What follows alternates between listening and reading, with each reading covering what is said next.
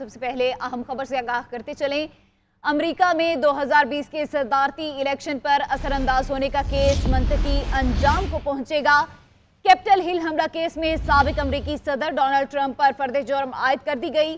Donald Trump پر کار سرکار میں مداخلت کی کوشش اور امریکہ کو دھوکہ دینے کی سازش کے الزامات عائد کیے گئے ہیں۔ فرد جرم عائد ہونے سے قبل سابق صدر ڈونلڈ ٹرمپ کا بیان سامنے آیا تھا، جس میں انہوں نے کہا تھا کہ سنا ہے کہ اسپیشل کاؤنسل جیک سمتھ آج مجھ پر جعلی فرد جرم کو عائد کریں گے۔ جعلی فرد جرم 2024 کے صدارتی الیکشن میں ایک مداخلت ہے۔ امریکہ میں 2020 کے صدارتی الیکشن پر اثر انداز ہونے کا کیس منطقی انجام کو پہنچنے لگا۔ کیپٹل ہل حملہ کیس میں سابق امریکی صدر ڈونلڈ ٹرمپ پر فرد جرم عائد کر دی گئی۔ ڈونلڈ ٹرمپ پر کار سرکار میں مداخلت کی کوشش اور امریکہ کو دھوکہ دینے کی سازش کے الزامات عائد کیے گئے۔ فرد جرم عائد ہونے سے قبل سابق صدر ڈونلڈ ٹرمپ کا بیان سامنے آیا تھا، جس میں انہوں نے کہا تھا کہ سنا ہے کہ اسپیشل کاؤنسل جیک سمتھ آج مجھ پر جعلی فرد جرم عائد کریں گے۔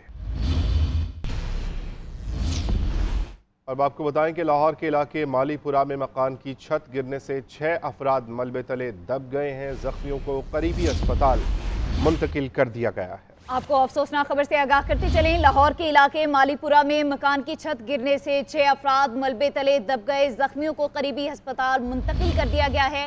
اسی بارے میں مزید تفصیلات جانتے ہیں نمائندہ GNN عمر سعید سے۔ جی عمر سعید، اپڈیٹ کیجئے گا۔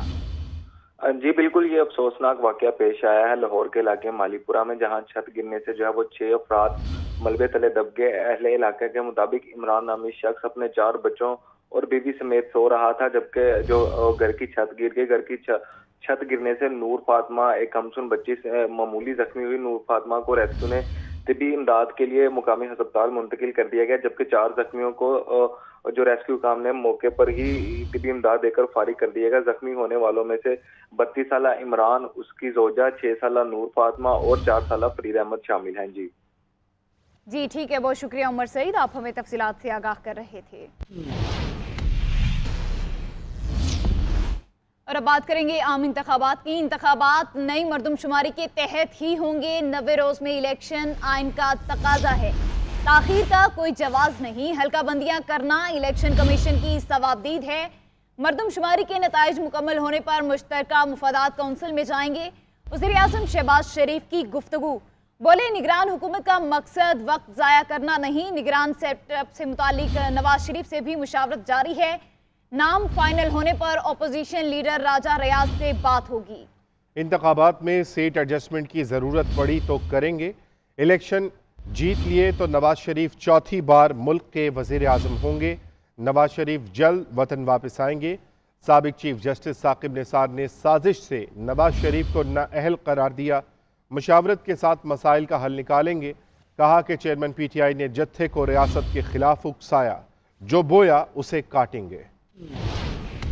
عام انتخابات کب ہوں گے؟ وزیر اعظم کے بیان کے بعد سوالات اٹھ گئے۔ وفاقی وزیر احسن اقبال کا کہنا ہے کہ صوبوں کے درمیان حلقہ بندیاں کروانے کے لیے آئینی ترمیم درکار ہوگی۔ سابق سیکرٹری الیکشن کمیشن کنور دلشاد کہتے ہیں الیکشن کمیشن سیٹوں کی تبدیلی کا اختیار نہیں رکھتا۔ الیکشن نئی مردم شماری پر ہوں گے۔ وزیر اعظم شہباز شریف کے بیان سے الیکشن کے انعقاد پر سوالات اٹھ گئے۔ وفاقی وزیر اور نون لیگ کے مرکزی رہنما احسن اقبال نے رد عمل دیتے ہوئے کہا کہ الیکشن سے فرار کسی صورت ممکن نہیں۔ صوبوں کے درمیان حلقہ بندیاں کرنے کے لیے آئینی ترمیم درکار ہوگی۔ نگران حکومت جتنی بھی قابل ہو، ان کے ساتھ بے یقینی کا تاثر رہے گا۔ کسی کے ذہن میں غلط فہمی نہیں کہ الیکشن غیر معینہ مدت تک آگے جائیں۔ الیکشن کمیشن کے سابق سیکرٹری کنور دلشاد کا کہنا ہے کہ آئینی طور پر چاروں وزیر اعلیٰ فعال ہیں۔ مشترکہ مفادات کونسل کی منظوری سے نئی مردم شماری کا نوٹیفکیشن ہو سکتا ہے۔ ان کا کہنا تھا الیکشن کمیشن سیٹوں کی تبدیلی کا اختیار نہیں رکھتا۔ انڈیا نے 75 سالوں سے سیٹیں آگے پیچھے نہیں کی۔ الیکشن کمیشن پاکستان 5 اگست 2022 میں جو حلقہ بندی کی تھی 2017 کی مردم شماری کی بنیاد پر، اس پر انتخابات ہو جائیں، لیکن الیکشن کمیشن پاکستان کے لیے ضروری نہیں ہے کہ مردم شماری کی روشنی میں کہ از سر نو حلقہ بندی تو کروا سکتا ہے، لیکن سیٹوں کا مختص کرنا یا اضافہ کرنا یا کم و بیش کرنا یہ الیکشن کمیشن پاکستان کے دائرہ کار میں نہیں آتا۔ الیکشن کمیشن پاکستان نے صرف حلقہ بندی کروانی ہے اور حلقہ بندی جو ہے اس پر کروا کے وہ انتخابات کروا سکتا ہے۔ سابق سیکرٹری الیکشن کمیشن کا کہنا ہے کہ اگر مشترکہ مفادات کونسل نئی مردم شماری کی منظوری دے دیتی ہے تو پھر نوٹیفکیشن جاری ہونے پر الیکشن کمیشن عام انتخابات کرانے کا پابند ہے۔ وزیر اعظم شہباز شریف کی بھارت کو پھر مذاکرات کی پیشکش، اسلام آباد میں سمٹ سے خطاب میں بولے، جنگ مسائل کا حل نہیں، بات چیت سے آگے بڑھا جا سکتا ہے۔ پاکستان اپنے ہمسائے سے بھی بات کرنے کے لیے تیار ہے، ہمسایہ ملک کو بھی سنجیدہ معاملات میز پر بیٹھ کر حل کرنے پر تیار ہونا چاہیے۔ پاکستان امریکہ سے بھی باہمی اعتماد اور احترام کی بنیاد پر بہترین تعلقات چاہتا ہے۔ رواں ماہ مدت پوری کر کے گھر جائیں گے، باتیں بہت ہو گئیں، اب عمل سے ترقی کے اہداف حاصل کریں گے۔ نیب نے لوگوں کو سیاسی انتقام کا نشانہ بنایا، مسائل کا غیر روایتی حل دینے والے لوگ بھی نیب کا شکار ہو گئے۔ Where were we as a nation for the last 75 years? Subjected to worst kind of pilferage and corruption and corrupt practices. I will not mention names here because that is not the intent and purpose of this meeting.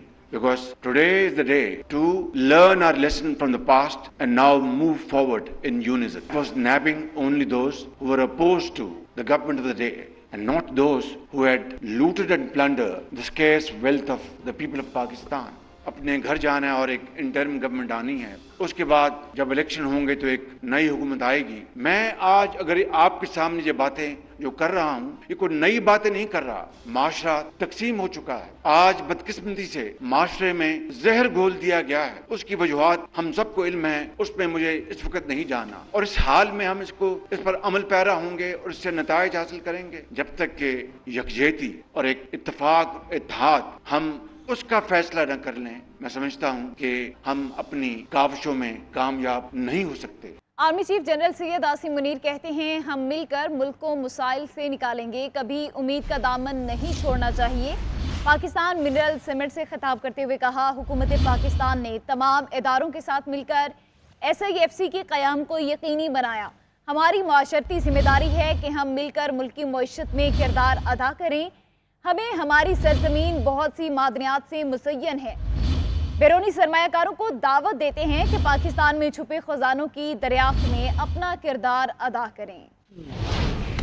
Pakistan mineral سمٹ سے خطاب میں army chief general Syed Asim Munir نے کہا کہ حکومت پاکستان نے تمام اداروں کے ساتھ مل کر SIFC کا قیام یقینی بنایا۔ اس کا قیام تمام شراکت داروں کو ایک پلیٹ فارم پر لاتا ہے، جبکہ منرل سمٹ ملکی اور غیر ملکی سرمایہ کاروں کے لیے آسان کاروبار کے نئے اصول وضع کرتا ہے۔ آرمی چیف نے کہا کہ امن اور خوشحالی کے راستے پر گامزن رہنا ہی استقامت ہے۔ معدنیاتی پروجیکٹس عوام کی ترقی کا زینہ ہے۔ آرمی چیف نے قرآن پاک کا حوالہ دے کر واضح کیا کہ اللہ ان کی مدد کرتا ہے جو اپنی مدد آپ کرتے ہیں۔ انہوں نے مزید کہا کہ ہماری معاشرتی ذمہ داری ہے کہ ہم مل کر ملک کی معیشت میں اپنا کردار ادا کریں۔ ہمیں کبھی امید کا دامن نہیں چھوڑنا چاہیے۔ ہماری سرزمین بہت سے معدنیات سے مزین ہے۔ بیرونی سرمایہ کاروں کو دعوت دیتے ہیں کہ پاکستان میں چھپے خزانوں کی دریافت کریں۔ جنرل عاصم منیر نے علامہ اقبال کا شعر بھی پڑھا۔ اس موقع پر آرمی چیف نے بیرک گولڈ کے CEO اور پریزیڈنٹ مارک برسٹو، سعودی مائننگ منسٹر انجینئر خالد بن صالح المدیفر اور دیگر سرمایہ کاروں کا شکریہ ادا کیا۔ پاکستان کی معدنی دولت ہمارے لیے عالمی معیشت میں اپنی شناخت بنانے کا بہترین موقع ہے۔ وزیر اعظم کا منرل سمٹ سے خطاب، کہا کہ بحیثیت قوم پاکستانیوں نے ہمیشہ لچک اور امید کا مظاہرہ کیا۔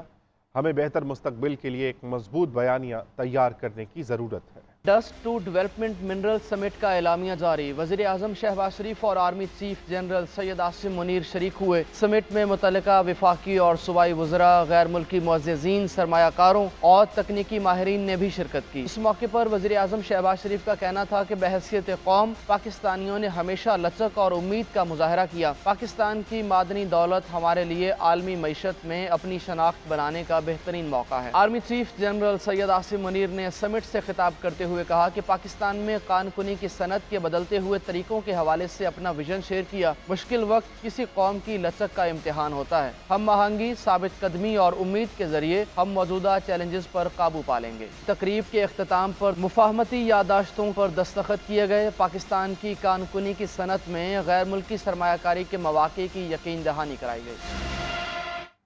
جرمن فوج کے سربراہ لیفٹیننٹ جنرل ایلفوناس میز نے army chief general Syed Asim Munir سے ملاقات کی۔ ISPR کے مطابق फ्रीकैंग ने तमाम शोबों में दो तरफा ताउन को फ़रोग़ देने के अज़्म का अयादा किया। जर्मन आर्मी चीफ ने दहशतगर्दी के खिलाफ जंग में पाक फौज की कामयाबी को सराहा और खित्ते में अमन और इस्तेहकाम के लिए पाकिस्तान की मुसलसल कोशिशों की तारीफ की।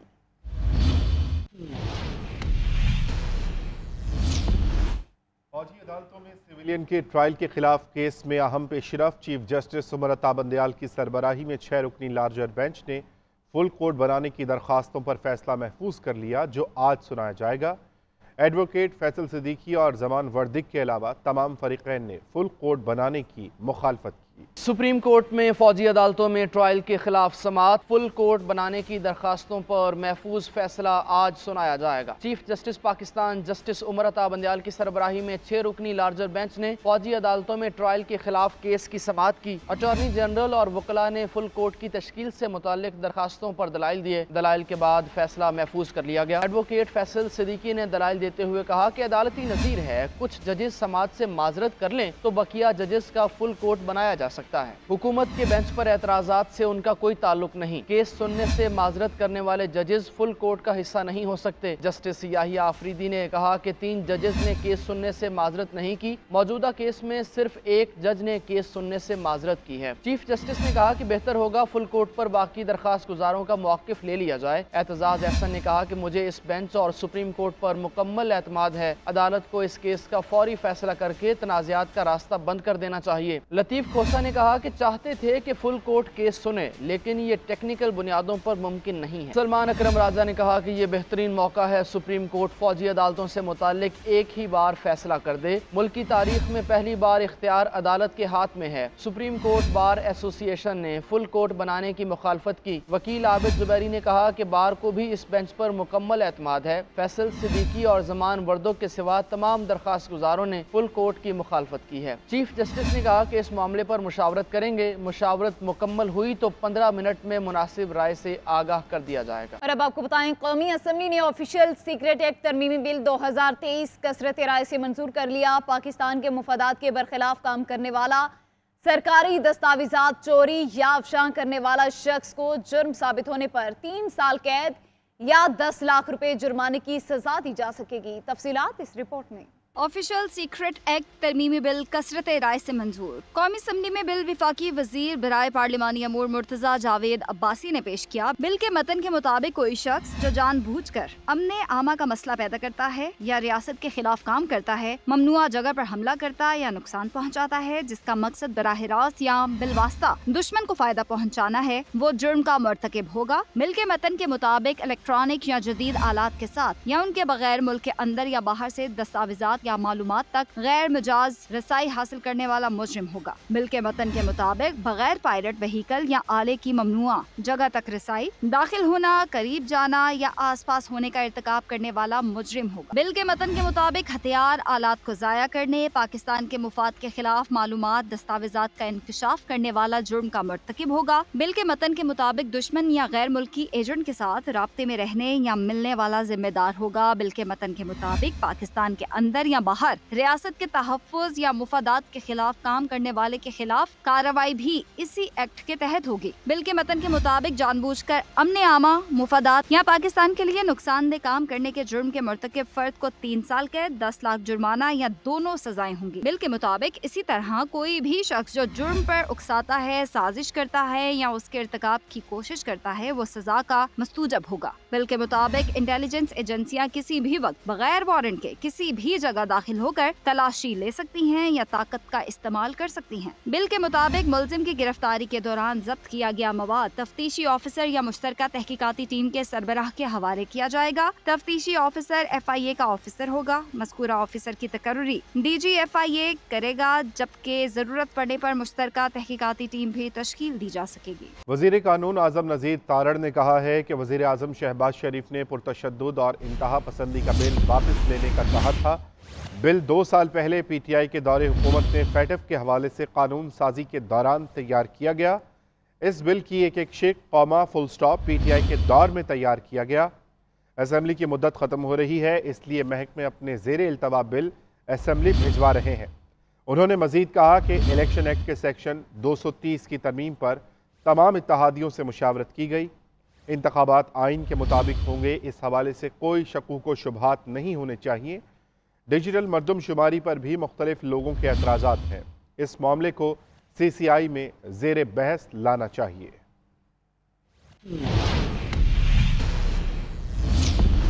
और बात करेंगे तोशाखाना केस की। चेयरमैन PTI ने तोशाखाना फौजदारी कार्रवाई केस में बयान रिकॉर्ड करा दिया।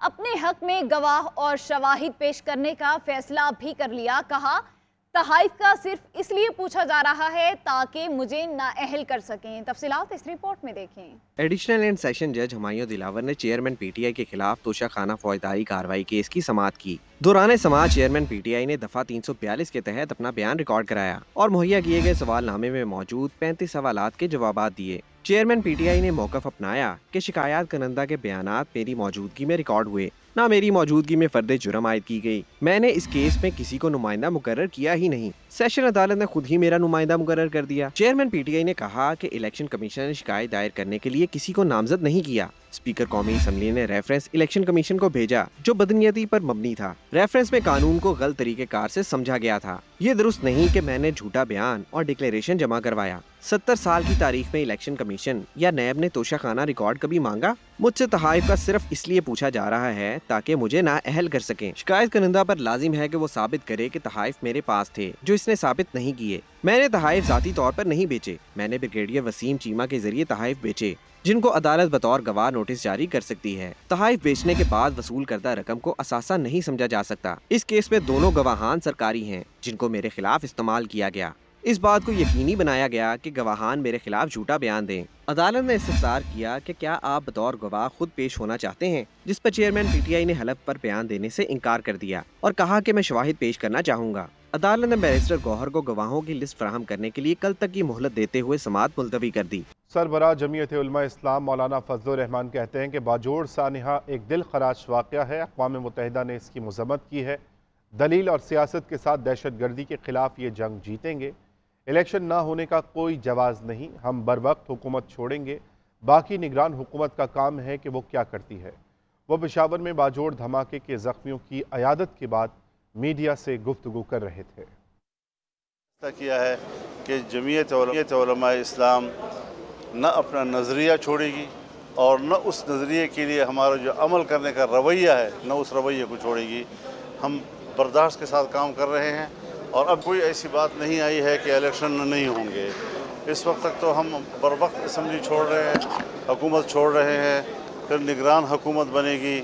लेकिन ये है कि निगरान हुकूमत फिर उसके बाद देखें क्या करती है क्या नहीं करती, उनका मसला होगा।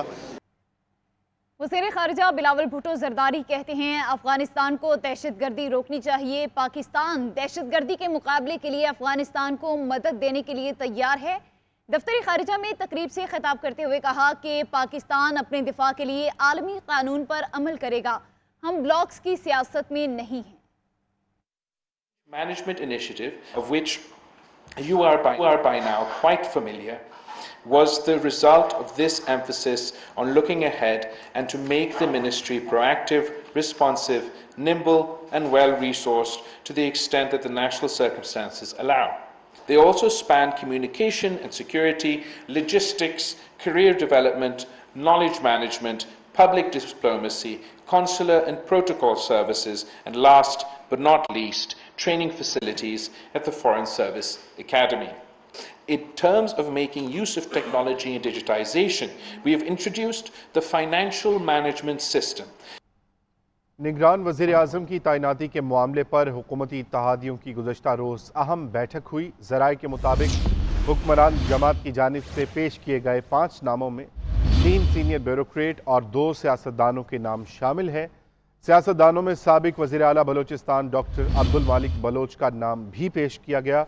सिंध से अब्दुल्ला हारून और पंजाब से नवाब ऑफ बहावलपुर का नाम तजवीज़ किया गया। इत्तेहादियों ने पार्टी कायदीन से मुशावरत के लिए वक्त मांग लिया।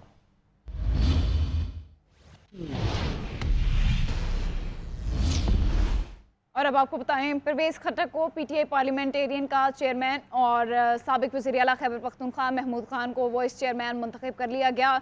जबकि कोर कमेटी इजलास में 19 अगस्त को नौशहरा में पहला इजलास मुनक्किद करने का ऐलान किया गया।